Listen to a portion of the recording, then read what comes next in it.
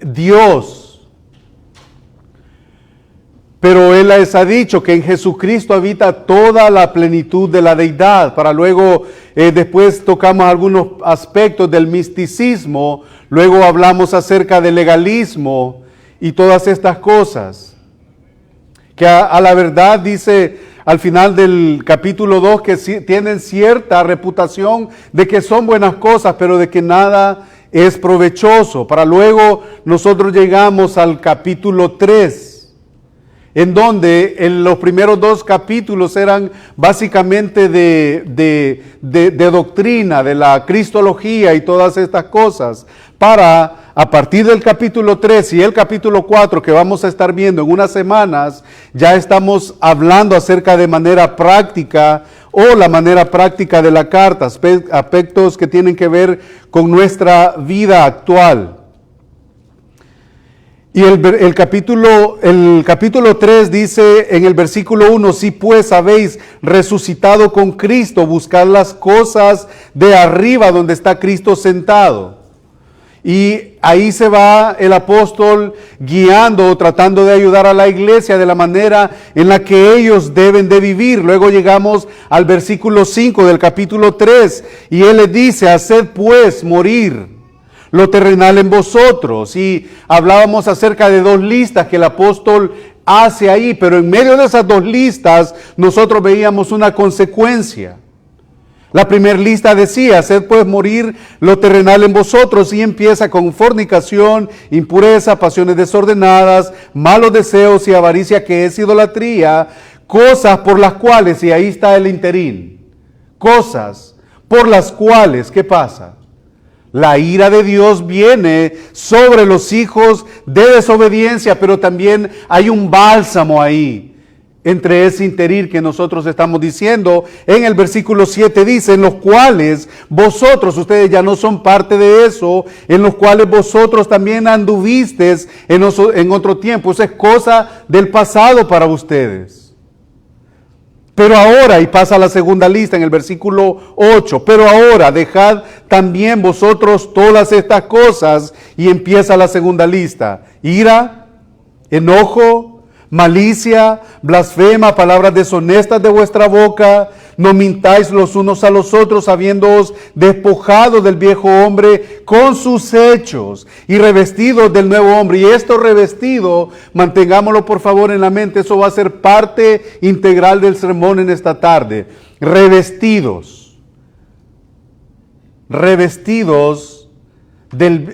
habiéndoos despojado del viejo hombre con sus hechos, versículo 2, y revestido del nuevo, el cual conforme a la imagen del que lo creó, se va renovando. Y eso quiere decir que va a haber una santificación progresiva. No es de que alguien viene a Cristo y ya automáticamente usted ya no pecó, ya no, eso es una obra progresiva del Espíritu Santo en la vida del creyente. Entonces, conforme a la imagen del que lo creó, se va renovando hasta el conocimiento pleno, donde no hay judío donde no hay griego ni judío, circuncisión ni incircuncisión, bárbaro ni escita, siervo ni libre, sino que Cristo es todo y es en todo. Para luego entramos al texto. Yo ya hice un recorrido ahí general y breve de lo que nosotros hemos visto del capítulo 3. Entonces, vamos a leer del versículo 12 hasta el versículo 17. Y quiero que me acompañen ahí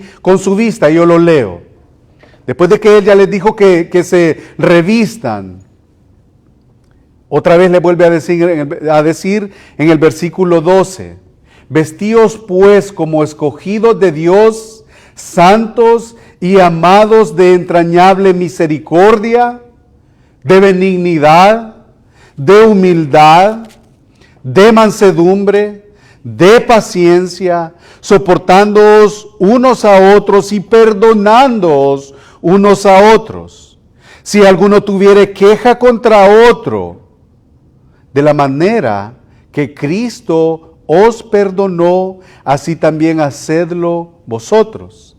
Y sobre todas estas cosas, vestíos de amor, que es el vínculo perfecto. Y la paz de Dios gobierne en vuestros corazones, a la que asimismo fuisteis llamados en un solo cuerpo, y sed agradecidos.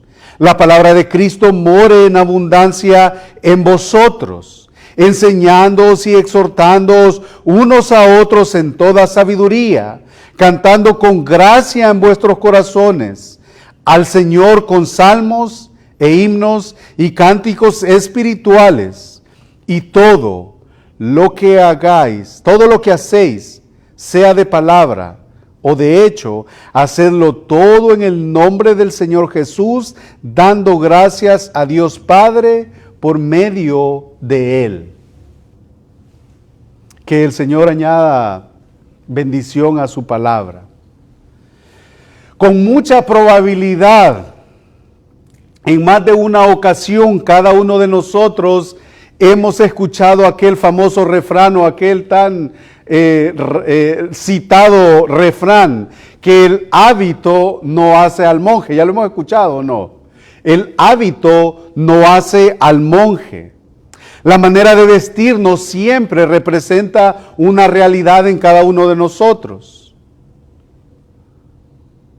No siempre representa una realidad en la realidad de una persona. Porque también hemos escuchado aquel otro refrán o aquella otra famosa frase: las apariencias engañan. Eso es por otro lado. Entonces, eso era por un lado, pero por otro lado, que aunque si bien es cierto, la ropa no representa el carácter de un hombre o de una mujer, la ropa no define el carácter de un hombre o de una mujer, definitivamente es un aspecto muy complejo de comunicación, la manera en la que alguien se viste, en especial en una sociedad que vive muy fijada en todo lo que sucede a su alrededor. Y si no, ustedes miren a alguien que anda bien vestido en la calle, lo que pasa con la cartera de las mujeres, por poner un ejemplo. La sociedad en la que nosotros vivimos es muy fijada y tiende a juzgar por lo que ve. La manera de vestir de las personas en nuestra sociedad dicen mucho de lo que son. Pero, mis hermanos y mis hermanas, lo querramos aceptar o no lo querramos aceptar, la ropa comunica algo. Y yo no estoy hablando aquí de la manera en la que usted se va a vestir. Ya eso nosotros lo predicamos. Yo no estoy hablando de la manera en la que usted va a vestir, pero lo cierto es que la manera en la que nosotros nos vestimos, eso comunica algo.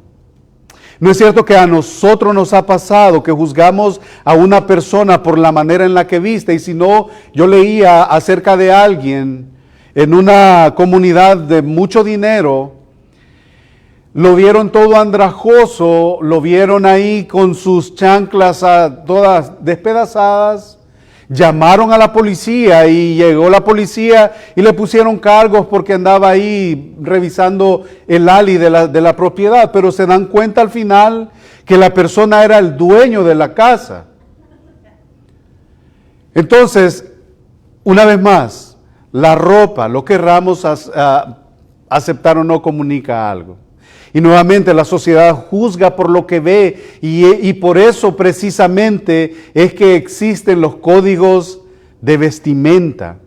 Usted y yo, nosotros nos vestimos de acuerdo a la actividad a la que nosotros vamos a estar o la que vamos a asistir durante el día. Y es que las personas llevan un atuendo conforme a la actividad que que van a estar involucrados durante ese día. Por ejemplo, ¿cómo usted identifica a un policía? Por su uniforme. ¿Cómo usted identifica a un doctor? Por su manera de vestir. ¿Cómo usted identifica a un jugador de cualquier deporte? Por las prendas que lleva puestas, por la manera de vestir. Y eso lo identifica. Hasta ahí creo yo que estamos bien, y eso es como una introducción. Y eso nos puede sentar una base con respecto a la porción que nosotros tenemos en esta mañana de los versículos 12 al 17 del capítulo 3 de la carta del apóstol Pablo a los Colosenses. Y es mi intención en esta tarde que juntos identifiquemos en base a lo que nosotros vamos a ver de ahora en adelante, cuáles son las prendas que nos acompañan a la hora de vestirnos. Y no estoy hablando de una vestimenta exterior, física, sino el apóstol Pablo indudablemente lo que está tocando es la vestimenta interior, el aspecto espiritual de cada creyente, de cada hermano, a los cuales él está dirigiendo esta carta a los colosenses y automáticamente para nosotros también. Vestidos pues como escogidos de Dios, santos y amados. Y como ya lo hemos estudiado semanas atrás, de los versículos 5 al 9 del mismo capítulo 3, el apóstol Pablo ha incluido dos listas para ser específico, acerca del comportamiento pecaminoso. Y él les dice que huyan ¿de qué? De ira, enojo, pero la primera lista hablaba de aspectos morales. Le hablaba a los colosenses acerca de aspectos morales. La segunda lista habla ya de aspectos sociales, aquellos que nos meten en problema con el que está a nuestro lado, ira, enojo y todas estas cosas. Entonces Pablo ha instruido a los colosenses qué es lo que ellos deberían de quitarse de sus antiguos hábitos, para luego de los versículos 9 al 11 el apóstol les habla acerca de quiénes ellos son una vez que pertenecen a Cristo. Les habla acerca de su nueva identidad como hijos de Dios, cómo es que ellos deben de caminar. Y ahora del versículo 12 al versículo 15 el apóstol Pablo le va a proveer una lista de virtudes que cada creyente debe de adoptar, de la manera de cómo debían ellos de vestir y los ingredientes que ellos deberían de usar internamente. Y como consecuencia también es una advertencia y una exhortación para nosotros. Y de manera general, del versículos 12 al 17, como todo lo anterior va a afectar nuestra vida, como todo eso va a afectar al creyente y básicamente el resultado que eso ha de traer, pero no solamente como resultado, sino qué es lo que Dios espera de un hijo de Él, de un hijo suyo. Como el creyente que tiene una nueva identidad en Cristo, esa identidad ha de ser justa y que como resultado va a dar un comportamiento también justo. De manera que el comportamiento externo, lo único que va a manifestar es la transformación interna. O sea, lo que nosotros exhibimos es lo que ya sucedió internamente. Ese comportamiento es lo que nosotros vamos a exhibir. Cómo nosotros actuamos, cómo nosotros respondemos, cómo nosotros reaccionamos ante tal o cual situación. Y dicho sea de paso, y lo hablábamos el viernes y lo hablaba yo con mi esposa, estos meros textos no son fáciles para nadie exponer. ¿Por qué? Porque si nosotros somos honestos, leemos cada uno de ellos, nos vamos a identificar. Yo me voy a identificar ahí. Cuando el apóstol Pablo empieza y le dice, vestidos pues como escogidos de Dios. Ya vamos a llegar un poquito, pero le dice de entrañable misericordia, de benignidad, de humildad, de mansedumbre. Dígame a alguien si no lucha con todas estas cosas. Yo lucho con esto.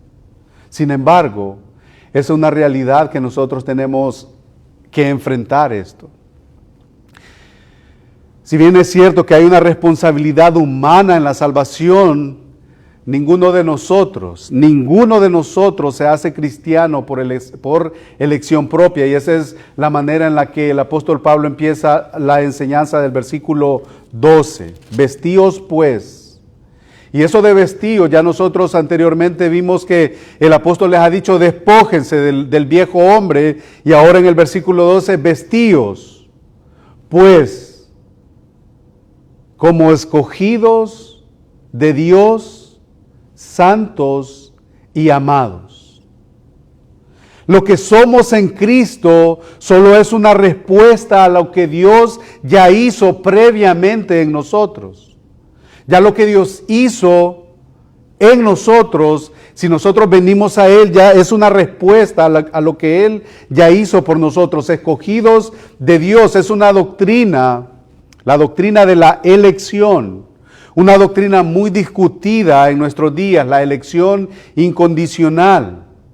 La palabra del Señor enseña claramente la elección de Dios, aunque hay muchas personas que se levantan en contra de esta rotunda pero maravillosa verdad. Esta doctrina de la elección puede ofender los sentimientos de muchos, los sentimientos modernos de algunos. Sin embargo, me gusta cómo lo dice, o cómo leí lo que dice Charles Spurgeon con respecto a esto. Él, leo y cito: Señor, salva a los elegidos y después elige a unos más. Señor, salva a los elegidos. Ya el Señor tiene una lista. Ya Él tiene a sus escogidos. Y después elige a algunos más por misericordia. Mateo 22:14 dice: porque muchos son los llamados. Y a nosotros sabemos lo demás, pero son pocos los escogidos. Los llamados son los que Dios ha llamado para cumplir algún servicio en particular, pero que han escogido vivir con sus propias reglas. Esos son agentes que Dios usa incluso a veces para nuestro bien. Los elegidos son aquellos que aceptan las reglas del Señor para la salvación y para el servicio, y solo ellos son los que obedecen a la verdad. Unos son llamados y otros son escogidos, pero solamente con el hecho de pensar que usted y yo hemos sido receptores de gracia y de misericordia inmerecida, debe de llevarnos o debe de llenar nuestros corazones de gratitud, de gozo, de contentamiento, de cómo el Dios creador del cielo, el creador de la tierra, de todo lo que existe, puso sus ojos en usted cuando nosotros íbamos camino a juicio eterno. A quienes Dios ha escogido para sí mismo, les manda a vestirse de tal manera digna del Evangelio.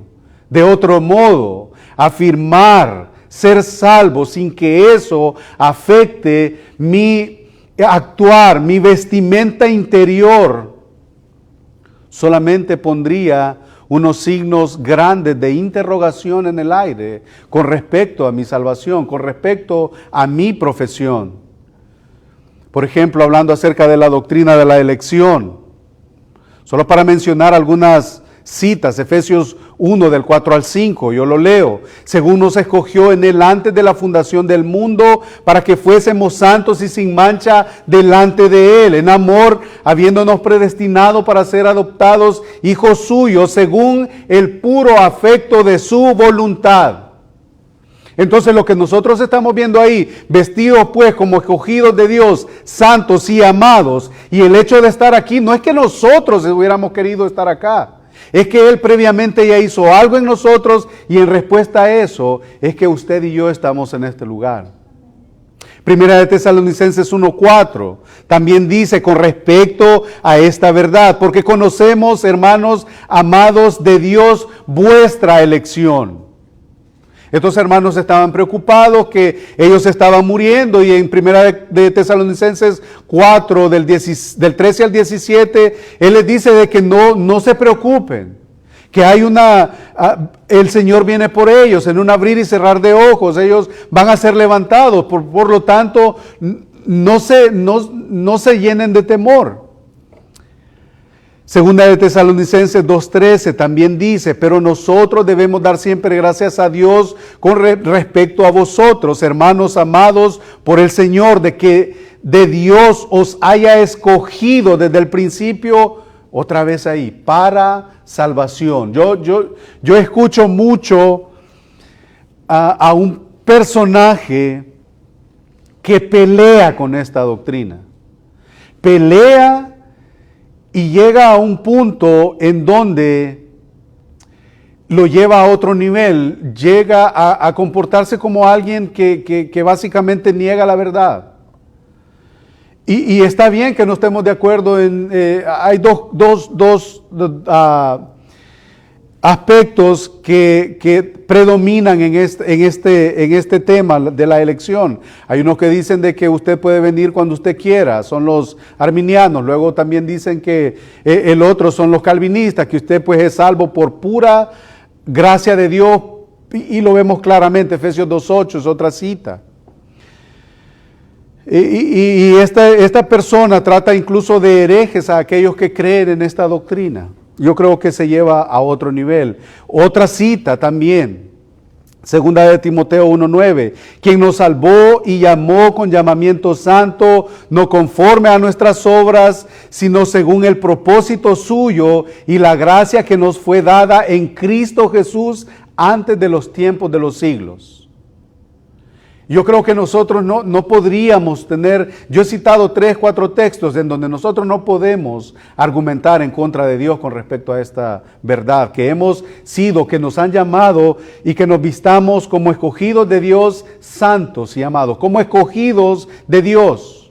No estamos aquí porque si fuera por una elección propia, Romanos enseña de que no hay nadie bueno, no hay justo ni aun uno, no hay quien busque a Dios, no hay quien entienda, porque todos se desviaron a una.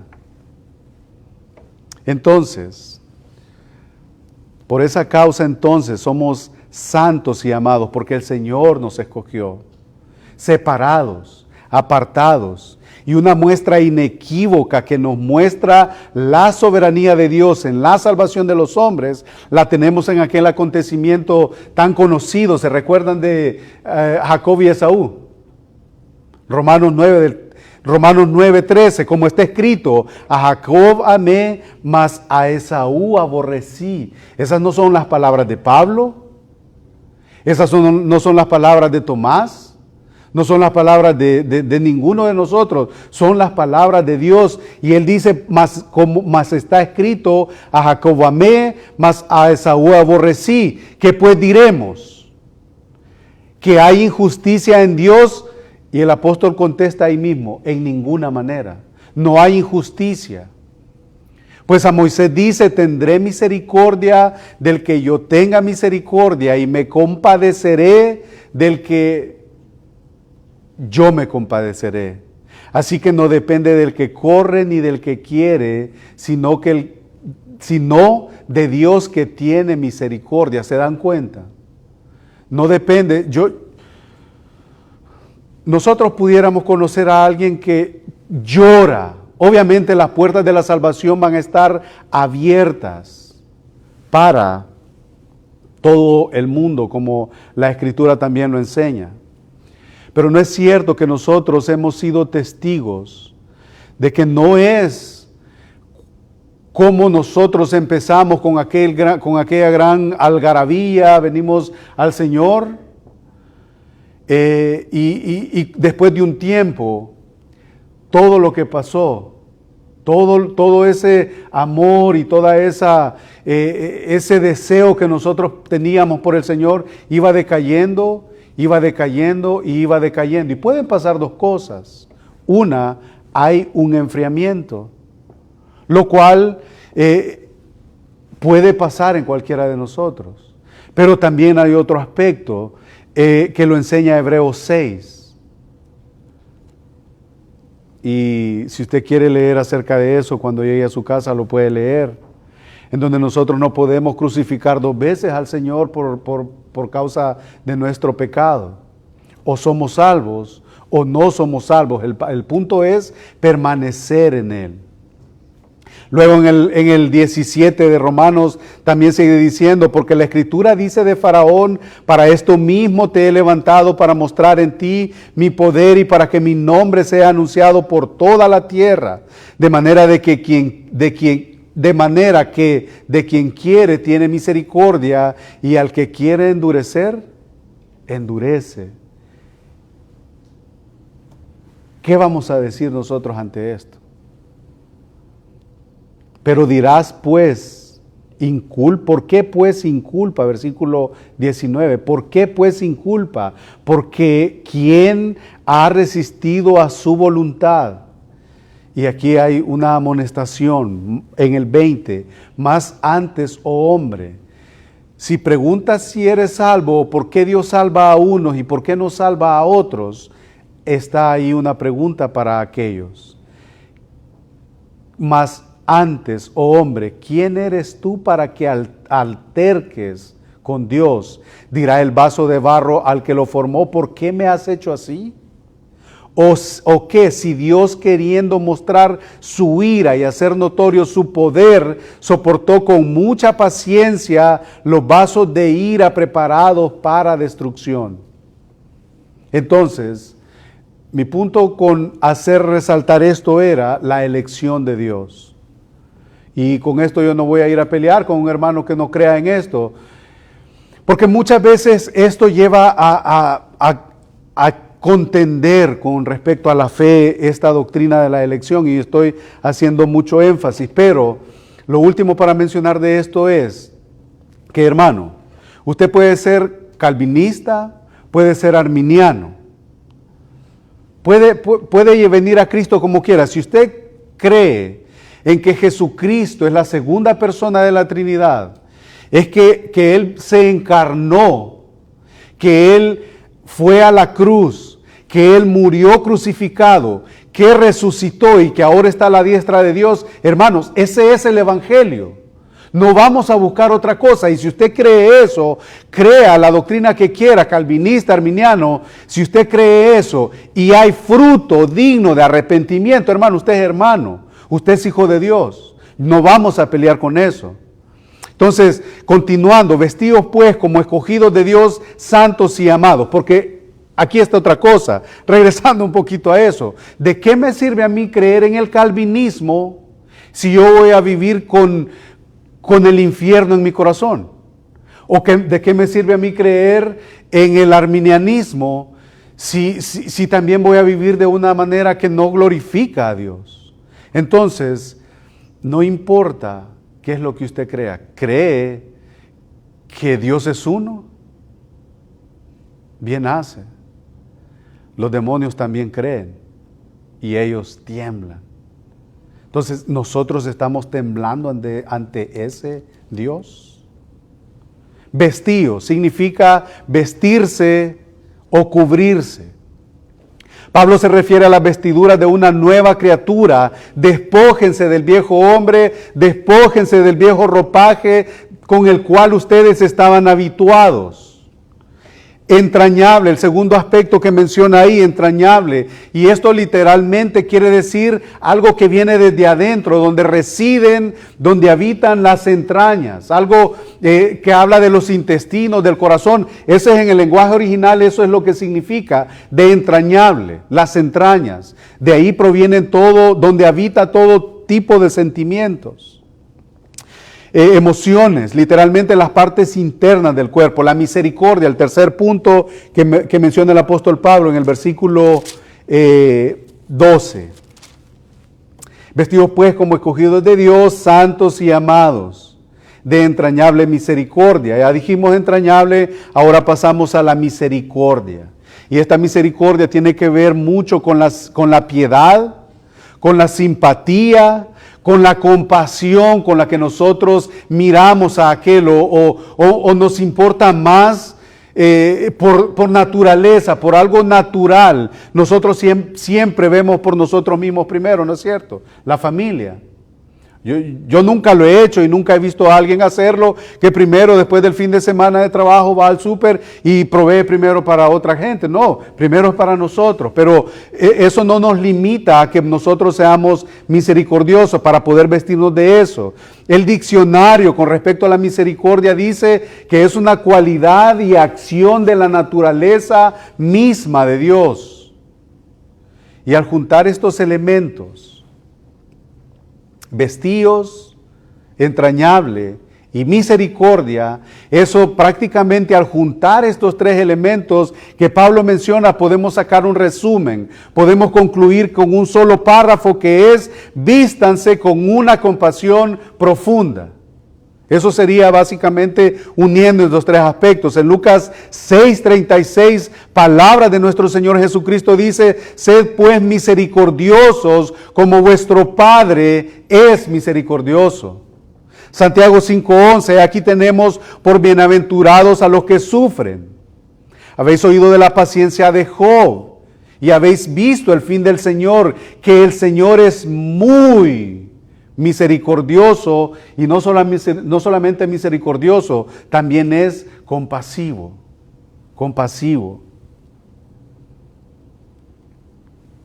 En Mateo 9:36 nosotros hemos escuchado muchísimas veces la misericordia de Dios en su máxima expresión. Mateo 9:36. Y al ver a las multitudes, Él está ahí predicando, Él anda de lugar en lugar, llega a este lugar y dice: y al ver a las multitudes, tuvo compasión de ellas, porque estaban desamparados y dispersas como ovejas que no tienen pastor. Ellos vivían como una creación cualquiera. Ellos eran criaturas de Dios, pero no eran hijos de Dios. ¿Y qué le llevó a Dios a sentir a Él? Le llevó a tener compasión por ellos. Y más adelante se iba a ver materializada esa compasión cuando fue a la cruz.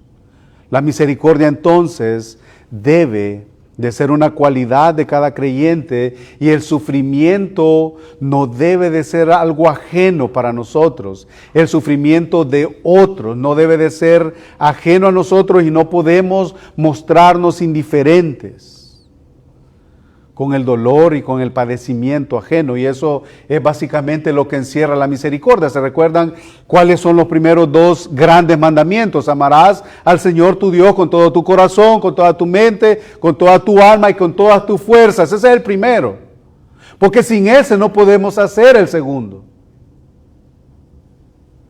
¿Cuál es el segundo?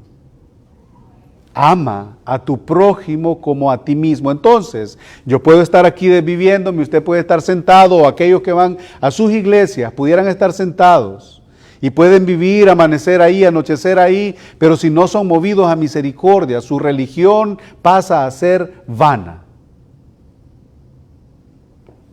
Luego otro aspecto, o para terminar el aspecto de la misericordia: ¿cuán en serio se toma la necesidad de los demás la iglesia? ¿Cuán en serio nosotros nos tomamos las necesidades de los demás? Una pregunta ahí que queda en el aire. Luego seguimos con el otro aspecto, la benignidad. Y esta benignidad está íntimamente relacionada con la misericordia.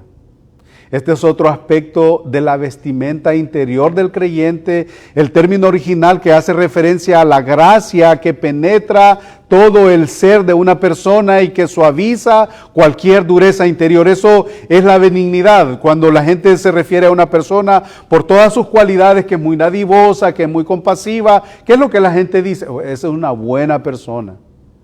Esa es la benignidad en el idioma bíblico.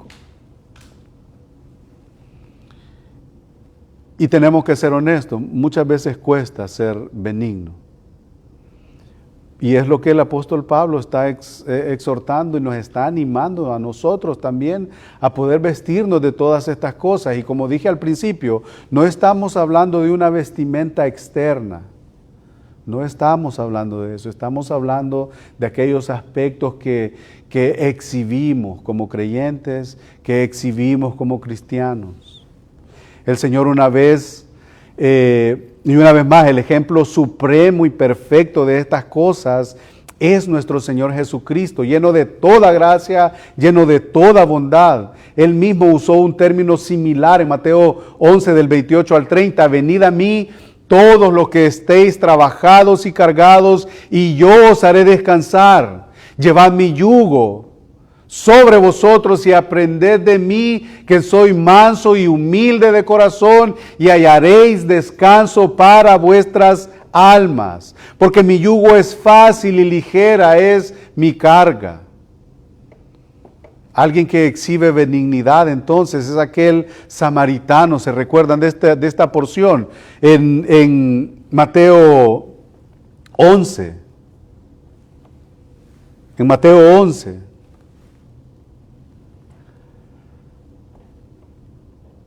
Perdón, Lucas 10 del 25 al 37 está el relato del samaritano. Pasó primero un sacerdote.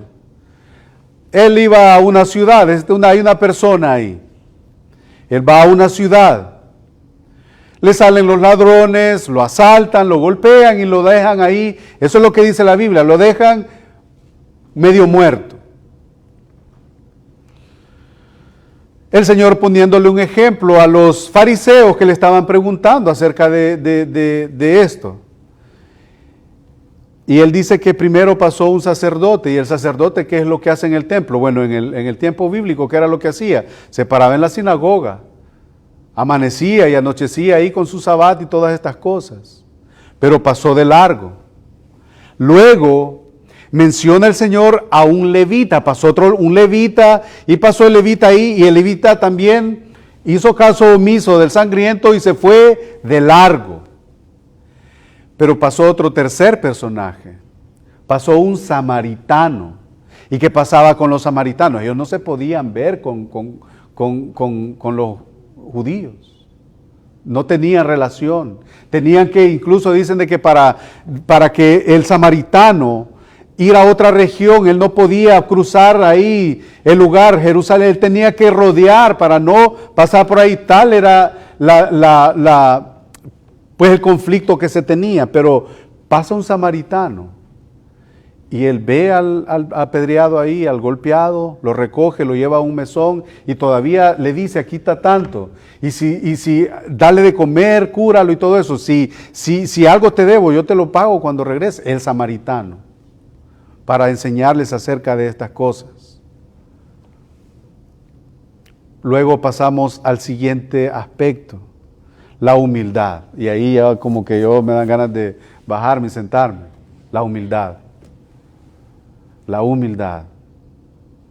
La definición del diccionario es cualidad de una persona en cuanto a carácter de arrogancia y orgullo y tener una justa estima del valor personal. O sea, y eso es lo que la Escritura nos manda también, que nadie tenga un más alto concepto que del que debe de tener, sino que piense de sí con cordura. Eso es lo que la Escritura nos enseña.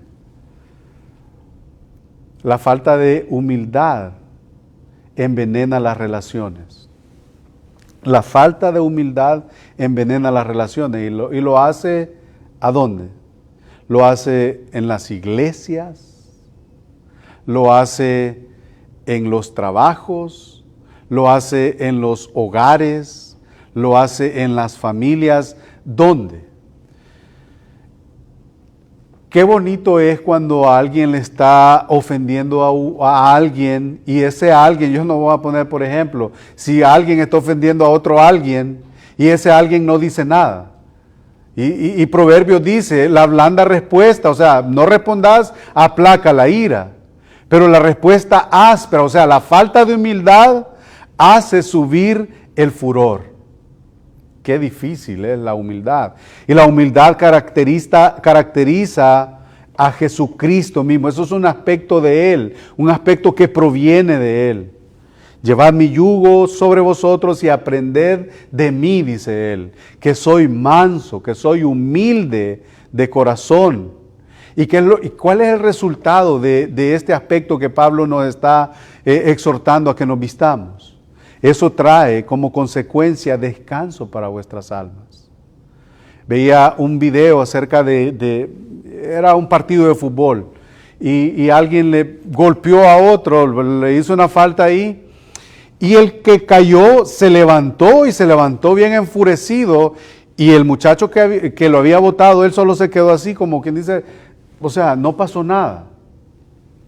Ese es el resultado de alguien que procura o que lucha con este aspecto, no pagar mal por mal. Luego seguimos con la mansedumbre y eso es otro aspecto, de la manera que la misericordia va de la mano con la benignidad, también la humildad tiene relación con la mansedumbre. Algunos confunden la mansedumbre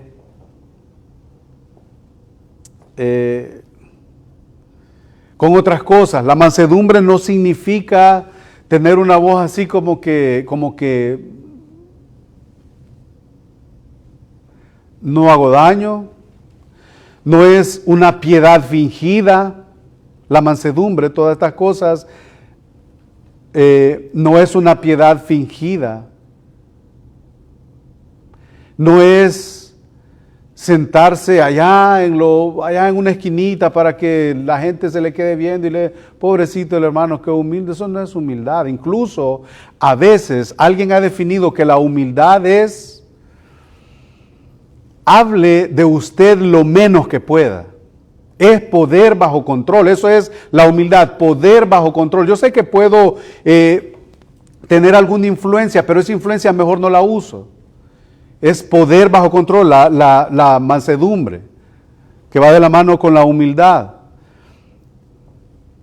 La persona mansa se reconoce como pecadora y que está dispuesta a llevar y a dolerse también por la necesidad espiritual de los demás, cargar con las cargas espirituales de los demás. Es alguien que reconoce que ha recibido gracia y que por lo tanto va a dar gracia, lo que por gracia recibió. Luego la paciencia. Eso es lo contrario al resentimiento o a la venganza. Paciencia. Es una persona que no se enoja con otra, una persona paciente, no se altera con los insultos, con los agravios, las ofensas. Todas estas cosas no le guían a producir amargura en su corazón, no lo guían a la ira. Esa es otra cualidad del carácter de Jesucristo. Todas estas cosas que el apóstol Pablo les está diciendo a los colosenses, vístanse de todas estas cosas, es porque el primero lo vio en el carácter de Jesucristo, luego él mismo fue algo similar, porque él mismo también dice, lo que han visto en mí también modélenlo.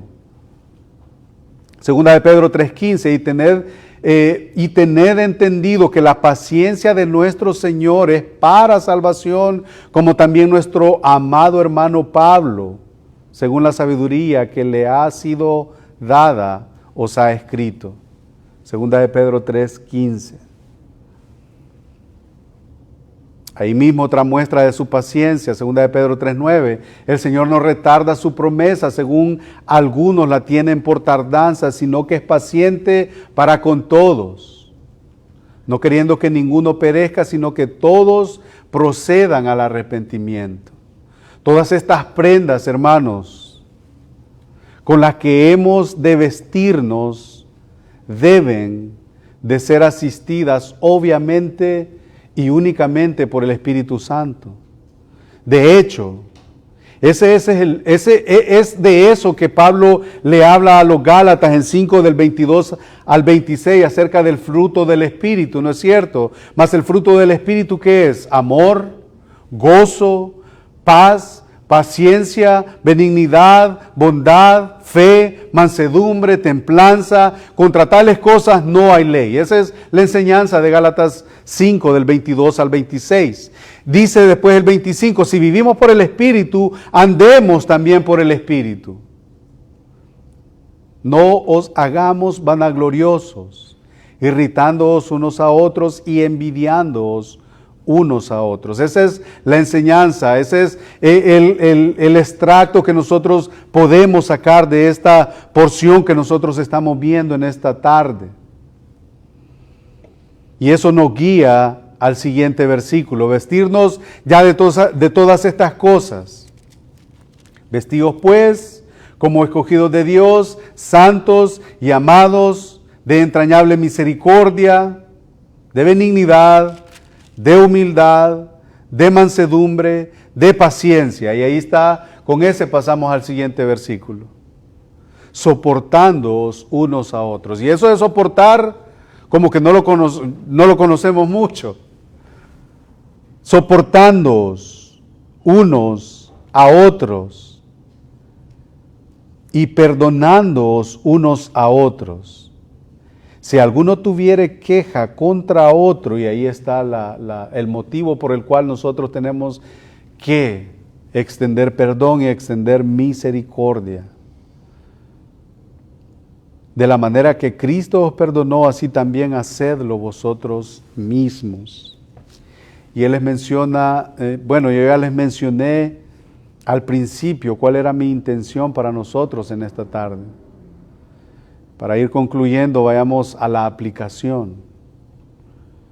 Vayamos y hagamos una radiografía de corazón abierto y veamos cuáles son los ropajes con los que nosotros estamos saliendo al mundo exterior.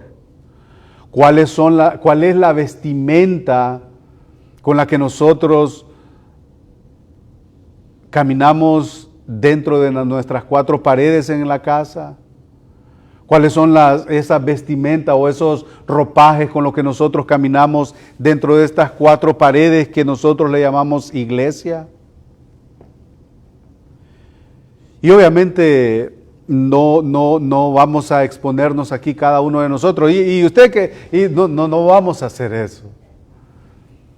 Pero es necesario que nosotros pensemos. Yo soy muy confrontado con esto. Yo se lo decía a mi esposa. Soy muy confrontado, pero es una verdad con la que tenemos que lidiar.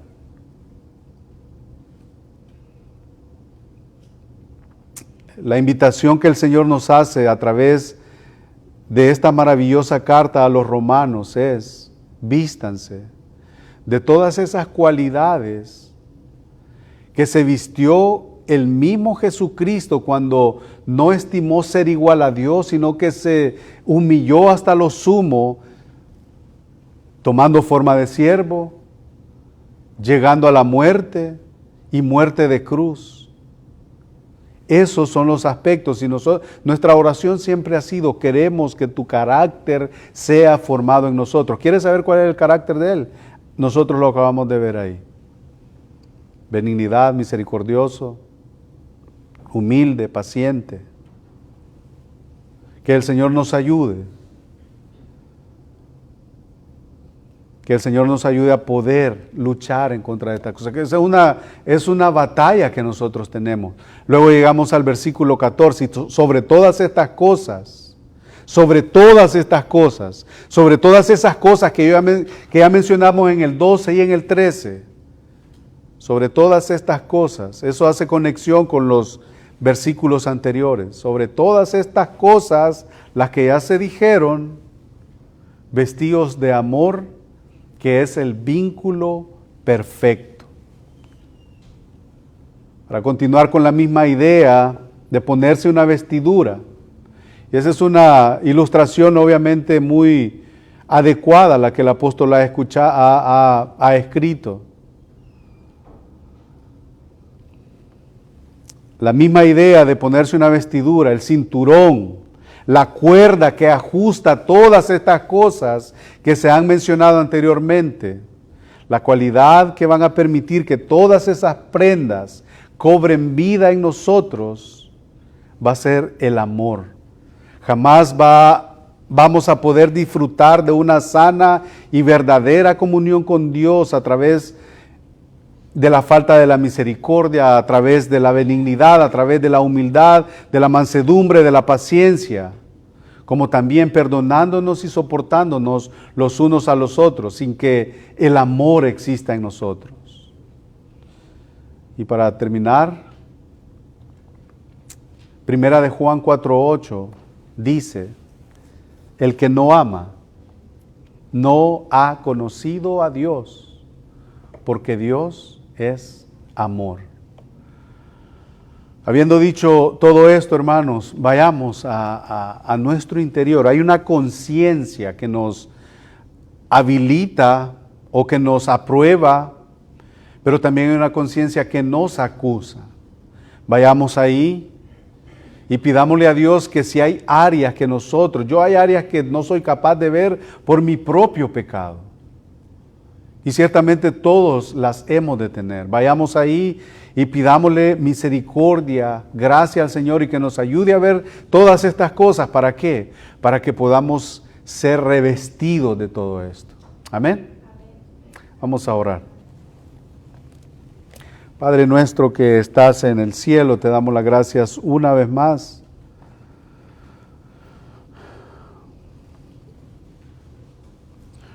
Porque nos habla, Señor, a través de tu palabra. Te rogamos, Señor, bueno, que nos ayudes, Señor, que nos abras el entendimiento, que de la manera que hay, Señor, puntos ciegos para un vehículo, también, Señor, nosotros hay áreas en las que necesitamos, Señor, ser cambiados para poder presentarnos delante de ti sin mancha, Señor, irreprensibles. Pero te damos las gracias, Señor, porque al exponernos, Señor, a tu palabra, nos hablas, nos animas, nos exhortas, pero también nos consuelas. Y qué bueno que podemos descansar en que tu misericordia y tu gracia nos ha alcanzado. Y que porque nos ha alcanzado, Señor, nosotros queremos vivir, Señor, de manera que adorne toda la doctrina del Evangelio, Señor. No queremos, Señor, vivir vidas que lo único que despiertan en tu carácter, en tus atributos, es tu ira. Queremos, Señor, que nuestra manera de vivir, que nuestro testimonio, Señor, que de la manera en la que nos conducimos solo sea, Señor, motivo de que tú derrames aún más amor sobre nosotros. Gracias, Señor, por este tiempo que nos has dado. Gracias, Señor, por cada uno de nosotros y de cada uno de mis hermanos y hermanas que están acá. Sé con cada uno de ellos, Señor, tú les conoces por nombre.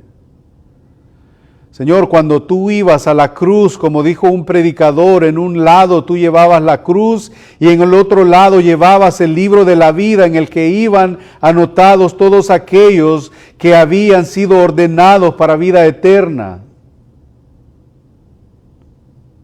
Gracias. Gracias, Señor, por tanta misericordia.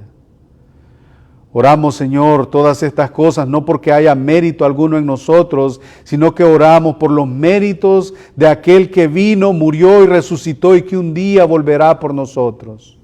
En el nombre de Jesucristo nosotros oramos. Amén. Amén. Dios les bendiga, hermanos. Gracias por haber estado con nosotros. Que el Señor les bendiga. Le esperamos el viernes. El viernes nos dedicamos a ver aspectos de lo que ha sido el sermón del domingo y también tocamos algo otras cosas. Siempre salen cosas ahí, otras doctrinas, otras preguntas y respuestas básicamente. Así que vénganse con nosotros.